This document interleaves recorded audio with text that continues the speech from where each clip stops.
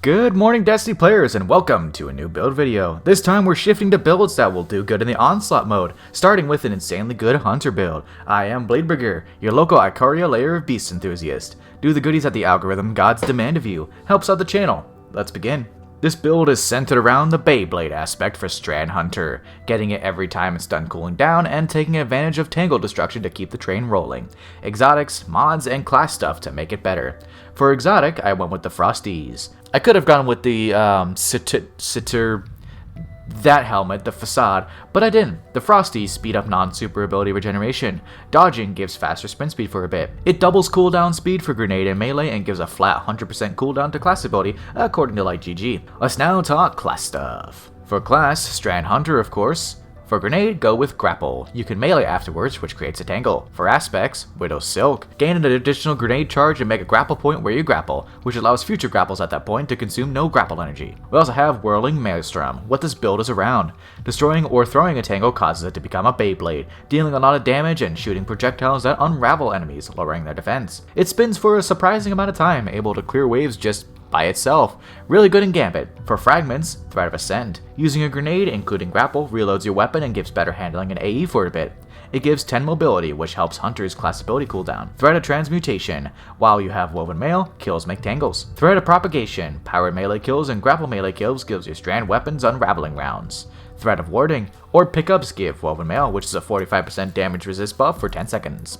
Now let's talk weapons and stats. For weapons and stats, lean to Strand's weapons. I'd use the Fang of Iryut for this as I really love 260 scouts, but I don't have friends, so I use Quicksilver Storm, one of the best exotics in the game. It loads grenades with damage, and those grenades make tangles on kill. For stats, I'd go with Discipline or Mobility. The higher your Discipline stat, the shorter the cooldown gets with Frosties. If your cooldown is 70 seconds, it cuts down to 35 seconds. If your cooldown is 60 seconds, your cooldown is 30 seconds while sprinting. It's first grade SpongeBob. Now, let's get to the mods. The mods for this build are around grenades. Grapple is good, and a grapple melee makes a tangle. We use kickstarts to give a bunch of energy back, and have Frosties to make up the rest. It allows the grapple to be used pretty much every time a tangle cools down if you're set up right. Let's get into it. On helmet, go with either double ashes to assets or double hands on, giving extra super energy on a kill with grapple melee. Less energy if you use one of each, so pick one or the other. Harmonic Siphon, make it aura multi-kills with weapons matching your subclass type. On arms, double grenade kickstart. If you have an armor charge, gained by default by picking up orbs of power, using a grenade gives energy back based on the armor charges you have. With 3 charges and 2 kickstarts, you get back 30% energy. We also have heavy-handed, making orbs on power and melee kills. Grapple melee counts. On boots, double innervation. When you pick up an aura power, gain grenade energy, more with 2 mods. We also have elemental charge, allowing tangle destruction to give us an armor charge. It says it's a chance, but strand tangles are a 100% chance. On class item, double bomber, giving us grenade energy on class item usage. Seems bugged as the energy gained back is lower than Bungie's own articles state and what LightGG says. Yeah, whatever. We also have Reaper, allowing the next weapon killed after using a class ability to make an aura power. With the mods covered, here's the usual showcase. Look them over, leave a comment about how bad my choices are, and subscribe.